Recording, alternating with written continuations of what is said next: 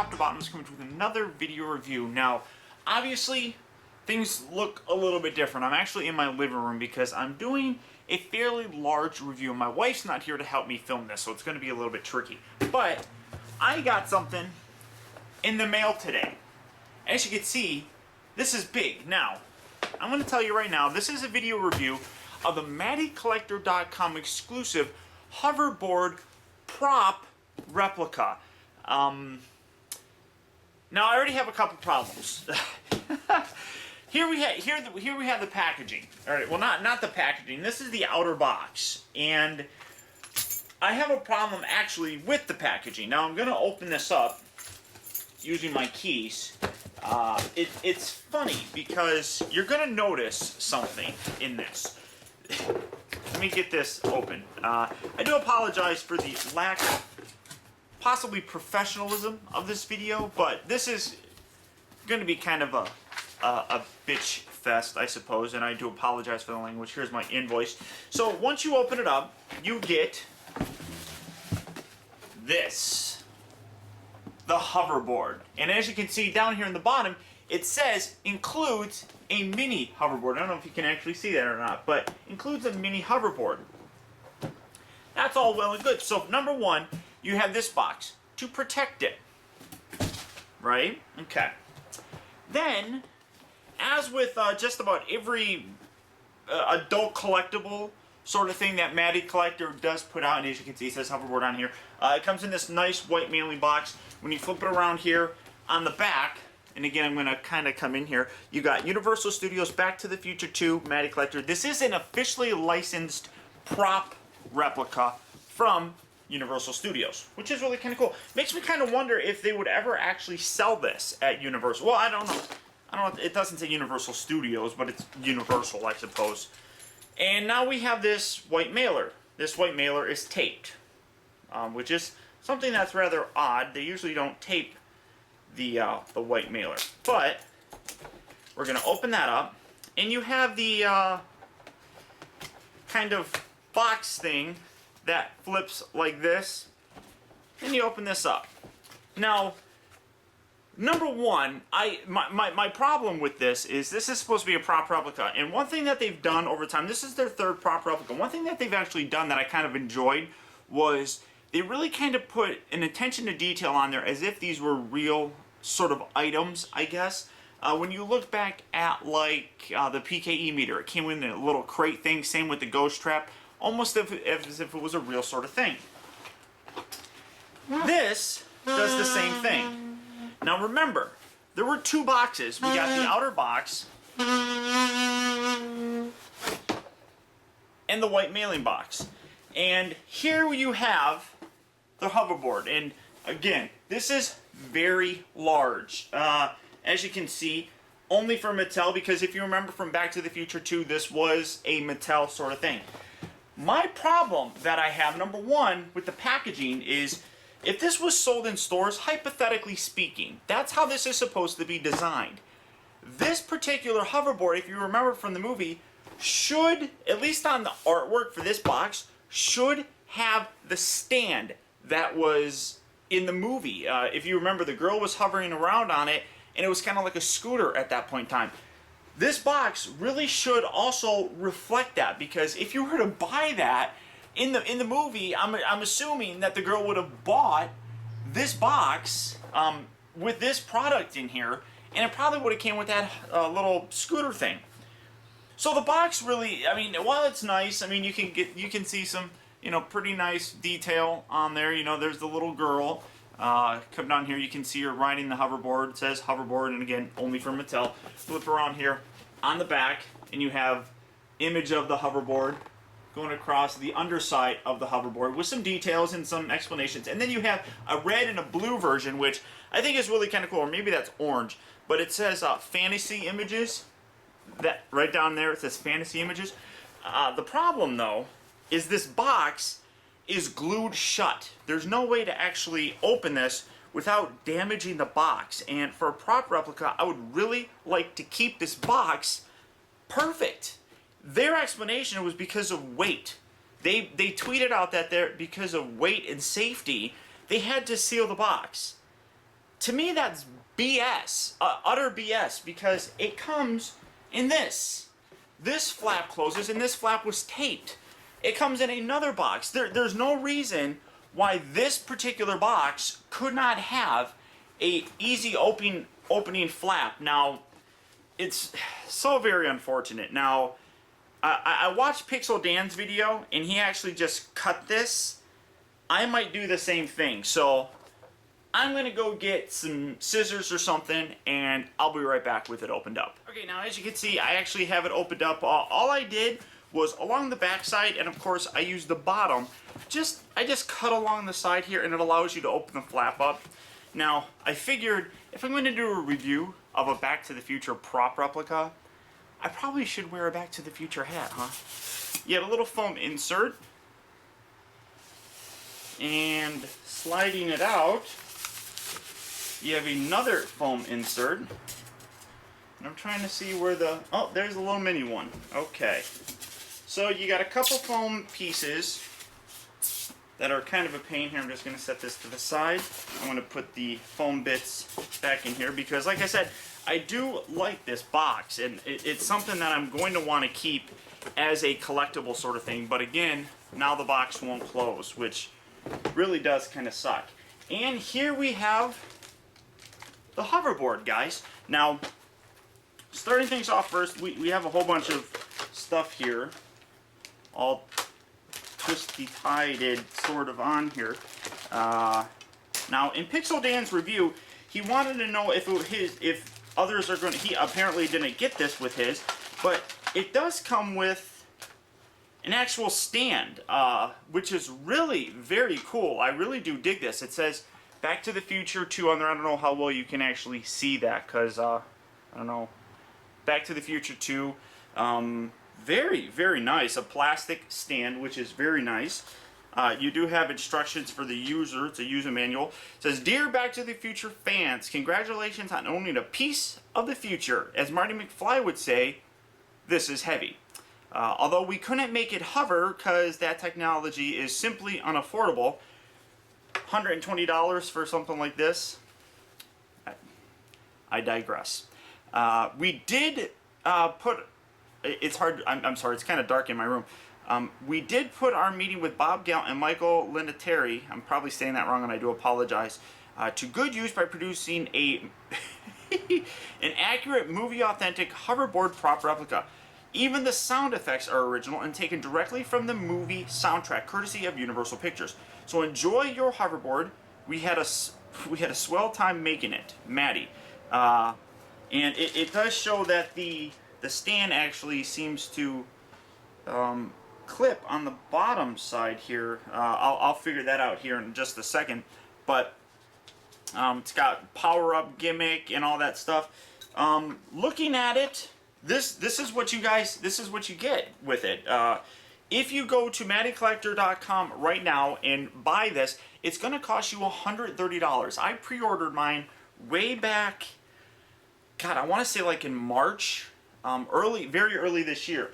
If you pre-ordered it, you got a cheaper price, and you also got a little 6-inch scale mini hoverboard. And I do like the fact that this actually comes with the little handlebars that the girl used. And just one second, I'll get it out here and I'll show it to you guys. And this is actually really kind of cool. And here we have a little bit closer up look of the more 6-inch scale version of the hoverboard, and I just brought out Superboy because it was right there. As you can see, it does have the little handlebars on here. These are just stickers on here, so you probably want to be careful with those not to peel those off. But it says Mattel, Mattel, Mattel, and you can actually detach it. It comes in 2 bits, and then you just put it together. So that can be detached, and then here you have the hoverboard, and really very cool. Then zooming in to give you a little bit closer of a look, it pretty much replicates exactly what we're getting with the full-size 1-to-1 scale prop replica that we have. This little bit here rotates. It's a softer kind of rubber, so it allows you to kind of peg any person's foot on there, really. It's not specific to any figure or something like that from Mattycollector. You do have the bottom, and it's pretty much the same. You got the legal jargon, you got Mattel, made in China, Universal Studios, things like that. So really very cool looking. I do totally dig this. And then for attaching it, just zooming out back here, you just fit this on there, and it doesn't really sit on him all that well because his foot is kind of angled. So that I don't know how I necessarily feel about that. Let me see. Here, I'll pull out something that's a little bit more used to skateboards, and that'd be Michelangelo. So there, you can have Mikey going around on the hoverboard if you want. Get his foot down there. There we go. Well, maybe that's. Yeah, there we are. So you can. That's actually kind of cool to see like that. But there you have Michelangelo on the hoverboard. There's your look at the little tiny miniature 1/6 scale version of the hoverboard. Now, as for the big one itself, it's not bad. One thing that a lot of people have complained about are the stickers on here. Them, number one, being stickers, I guess, and number two, them not being lenticular. Now, from what we have been told from Mattycollector and from Scott Knightlick, they went through 30 different prop replicas and picked out the best features of each one to give this to us. To me, that kind of sounds like it's BS, to be totally honest, because there probably are that many prop replicas, but it's like one prop replica probably doesn't have anything on the bottom. I mean, they've shown it. There's nothing on the bottom. They've had some that are hero prop replicas that have tops and bottoms. So that right there would constitute 2 prop replicas. There isn't much of a difference between them. And a lot of people have complained about the sticker, like I said, it being not a lenticular sticker and not having kind of a reflection. It doesn't look all that bad. It kind of has a bubbled look to it, but it is all just a sticker. And again, I don't know how well it's coming across on the actual camera. Now, the other thing that people have kind of been nitpicky about, at least that the people that I've talked to, are these little pads here. Now, we'll get to these in a little bit. I'm going to show you what they basically do. If you're familiar with those pad things that you put underneath furniture to be able to easily move heavy furniture from one place to another, that's what these pads are. They're really, though, only designed to be used on carpet. I have linoleum floor in my kitchen. I'm not going to try it on that. I'm just using it on the carpet, and that's it. I know Pixel Dan recently did a review of this, and he actually did it on his hardwood floor, and it actually, well, flipped around, it actually scratched this up. So I'm not going to take any chances whatsoever. $120, not taking any chances. I'm almost tempted to try and stand on it, just because I want to see if I actually can, to be totally honest. But I mean, it is plastic. It's heavy. This is a very heavy, but you can. There's a lot of shaking in here, and a lot of it comes from this yellow pad. And as you can see, that's where you put your foot. It's kind of got all this Velcro-y stuff on here, but you put your foot on there. It actually moves around, as you can see, as you would on a skateboard. And then it's got some bits right up here. I think the actual packaging say that these are acceleration and deceleration pads. Velocity control pads is what these ones are called. These are also Velcro, so it's like you tap on one and you speed up, you tap on another, you slow down. I guess that would kind of make sense. The other problem that I have with this is there is no on and off switch at all. It's pretty lame that there's no on and off switch, and for that matter, there are no batteries in this. Now, I was trying to remember, and I'm gonna open this up to put the batteries in. I was trying to actually remember if the trap.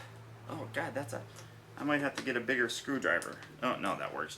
I was trying to remember if the trap and the PKE meter came with batteries, and honestly, I don't remember, and this is pretty tough. So let me go get another screwdriver. And once you do get it unscrewed, you just lift this section off, and you can see no batteries. It requires 3 AA batteries, and I'm going to put them in here, and it'll probably start up right away because there's no on and off switch.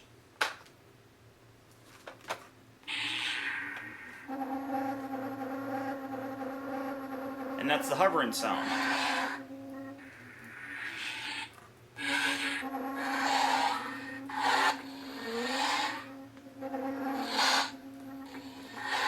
It's actually kind of cool. But again,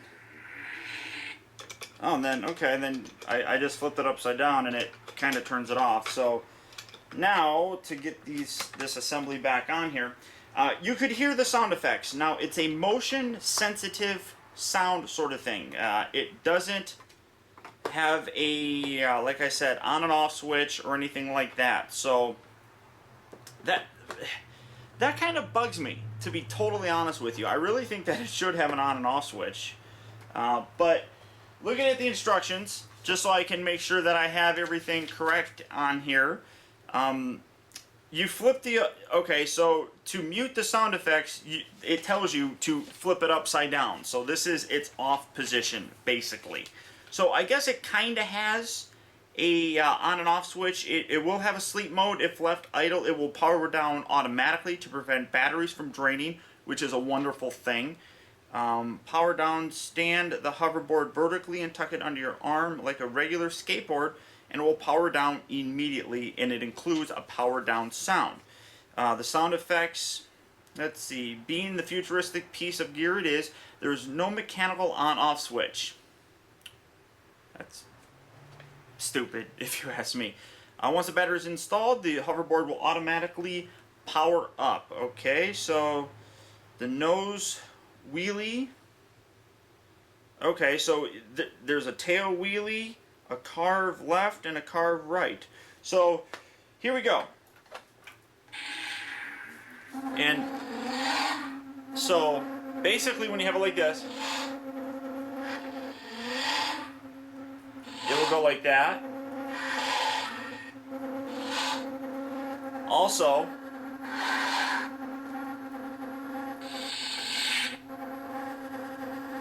and then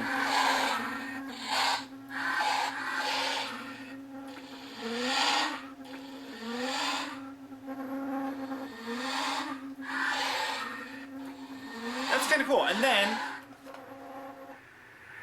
it powers down by putting it under your arm.